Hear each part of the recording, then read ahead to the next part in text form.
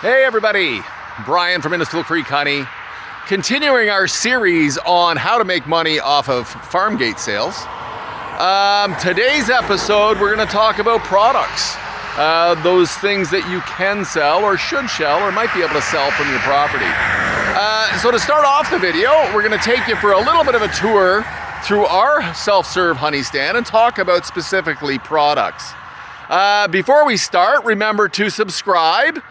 Click the like and follow buttons below because we will be doing a series of these videos throughout the year on different marketing ideas and different ways to help you make money off your farm products, farm gate sales.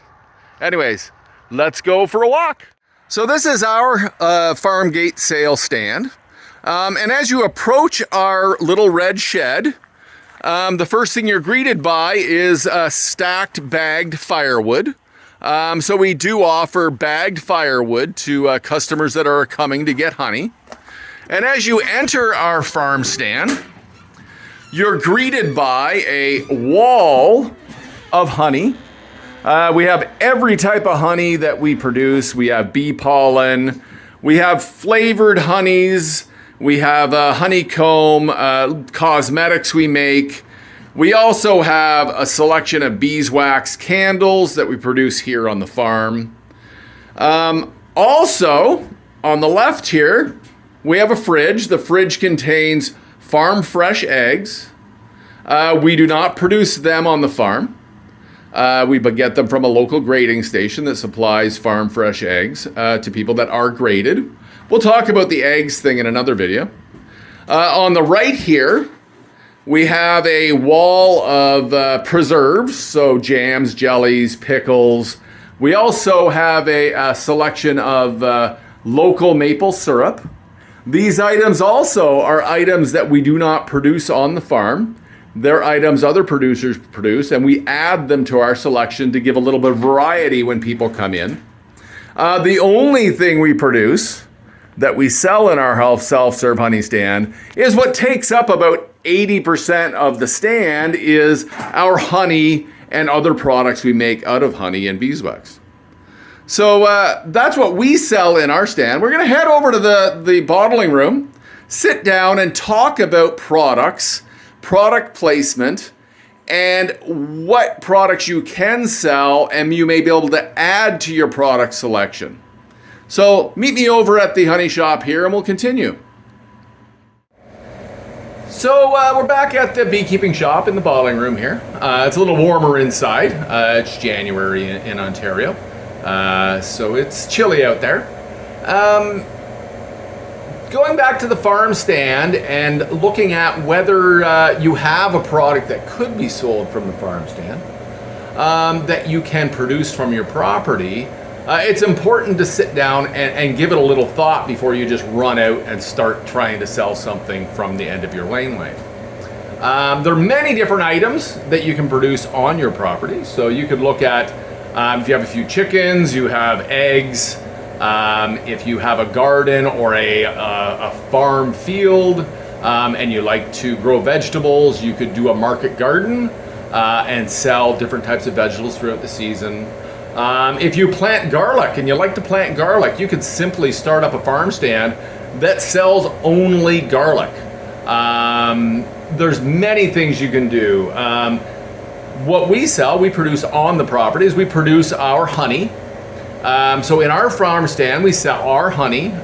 We make a few different products out of the honey and out of the beeswax and different things. So we sell cosmetics, we sell flavored honeys, we sell beeswax candles. We also know people that are farmers and make things. So a buddy up the road, he does maple syrup. He also does cut firewood. So as an add-on product, we also sell his maple syrup and firewood. People are always wanting farm fresh eggs. We don't have the time to produce our own farm fresh eggs, but there's a local grading station that provides free range farm fresh eggs that are graded, that are legal to sell in a farm stand. So we also carry those. There's also a Mennonite community just west of us, and we sell their preserves. So we sell jams and jellies and different types of pickles and that in our farm stand. And those are all items that if you make yourself or produce yourself, you could sell from the end of your property. So basically almost anything you make, it could be from growing a plant, supplying meat, making birdhouses. You could sell almost anything from your laneway. A couple things about selling things is important to have the item you're selling. It's also important to have accessory items. So if you look at our farm stand with our honey, we have our honey. If I only had a sign out front that said honey for sale, then only those people that like honey would potentially stop, and only those people that like honey and need honey at this time will potentially stop. If I offer honey, I also offer eggs, I also offer maple syrup, jams and jellies, pickles, and cut firewood, then any of those people that want any of those items may stop. And if they stop to pick up firewood, they might get honey. If they stop to get eggs, they might get honey. If they start to get jam, they might get honey. Or if they need honey, but they don't want to stop just for honey, they might go, oh wow, they sell a whole bunch of stuff. Let's stop and grab a few things. So offering a variety of products will only increase the potential ability to attract potential customers from the road into your farm stand to hopefully buy the products you're producing. I know people that actually don't produce anything off their land, and they go and buy all the products that they have in their farm stand, and they set up a farm stand with items that they've purchased from other farmers, and they market and sell those to people that are driving by who think they're coming from the farm because they're pulling into the laneway of a farm to buy them. To me, that's a little bit unethical. I'd like to produce at least one thing I'm selling to people out of my farm stand. And I'm pretty open. If people ask, I tell them, no, they're not my eggs. They're from a local grading station. No, they're not my jams and jellies. They're labeled with the Mennonite people's farm name. The maple syrup is labeled by my buddy Greg up the road. So I don't promote that I produce all these add-on items. I just have them available so that it acts as a separate draw for people to come in. The other thing you have to look at is, do you have enough of the product you want to sell to actually make it worth selling it from your laneway? I've seen a lot of people that have, 10 or 12 chickens. They have, a dozen eggs a day, way too many eggs for them to actually eat. And I've seen a lot of these people put little signs up at the end of the laneway saying, oh, fresh eggs for sale. Because they have all these extra eggs, they don't know what to do with them. So I may as well sell them to somebody going by. So they put a little sign up that says fresh eggs for sale. They have 1 or 2 dozen a day that they produce extra. The first 2 people that pull in the laneway buy those eggs. And everybody else that pulls in those laneway for that day that sees the sign gets told, no, there's no more eggs. And that's sort of a horrible way to actually try to gain a customer base, because realistically, if you have a sign up says eggs for sale, chickens for sale, honey for sale, and people pull in the laneway, get out of their car, check to see, and you don't have anything for sale, they might do that 2 times. The third time they're driving by because they know you don't have anything for sale inside that house. And what you could do if you don't have enough of an item to sell is you could actually hinder your ability to be able to sell them, because people will get used to you not actually having that when they want to pull in the laneway, and they'll stop pulling in. So it's really important that if you're going to start selling from your laneway or start doing farm gate sales, that you have an item or a selection of items, and you have enough of those items to be able to sell on a daily basis. so that every time someone pulls in that laneway, there's an item for them to purchase. And with our farm gate, we have our honey shed over there. I have enough honey in there to probably sell for about a week without ever reloading the honey shop. And it's set up with that much product in there because I want to make sure, A, I have enough product for everybody that's going to pull in today, so that nobody walks away, if they've pulled in my laneway, walks away with nothing. I want their money. I want them to have my product. Also, if you have lots of products on your shelves, it looks like a bountiful harvest, and people are more likely to purchase those items from you. If you've ever looked at a grocery store and walked into the vegetable section of a grocery store, or even the canned food aisles of a grocery store, there is hundreds of things piled all over the place. You go to buy apples, there's big pyramids of apples, there's big towers of cases of Coca-Cola. That grocery store is not selling all of that today, but they know if they make a big pile of it, you're more likely to walk over to it and go, wow, look at that big pile, I'm gonna grab some stuff and buy things. You have to make sure that you have enough product in your honey shop to entice people to want to buy it, and to have enough in there so when people come in, there's always something there to buy.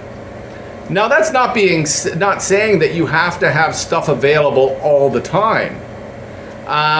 If you plant garlic per se, and your garlic harvest is in August or July, September, you might only have a multitude of garlic for July, August, September. And after those 3 months are gone, you might not have any garlic left. So that's simple. You have garlic available. You put a sign out in June, garlic for sale. You put a sign up in October when it's all sold saying sold out for the year, so that people get used to the fact that you have that item for sale for June, July, and August. The same as if you were going to do vegetables. You know, you put your sign out in the spring, vegetables for sale, farm fresh vegetables. You notify all your customers you'll have them available till a certain point. And at the end of the season, you put a thank you sign out saying, thank you for a great year. See you next year. And you cover up your for sale sign just so people don't pull in and get pissed off that they've pulled in. And those are things to really think about. In our honey shop, we have honey available 24 hours a day, 7 days a week, 365 days a year. People pulled in on Christmas Day, not that many. I think we sold about $200 worth of stuff on Christmas Day, but they pulled into the laneway Christmas Day to buy honey on Christmas Day. The biggest day we've ever had, and this is going back to the having enough product available, the biggest day we ever had, we did about $980 in one day of honey in there. And at the end of that day, the honey shop still had honey available. It was looking kind of picked over. There was the odd shelf with not much honey left on it. The egg fridge was empty. Maple syrup was gone. But we had enough product in there. If somebody pulled in, they would have been able to shop and enjoy themselves. So think about that. Think about, do you have a product? Do you have enough of that product to make sure you have enough available for long enough to appease and satisfy your customers and build a customer base? Do you know people that are producing products that you could add to your products to maybe make it look like a more full display and have more options available for people? And that sort of thing. So it's very important, and I think it's a great way to sell your stuff is get in touch with other farmers, make relationships with them. They might live on a weird back road somewhere and not actually have people drive by their house ever. And they might be happy to sell you a product that they produce so that you can sell it for them from your farm stand because you're maybe on a busier road. And you could have a win-win situation where you're creating these synergies where you're that person that could sell the products for 5 or 6 or 7 other people.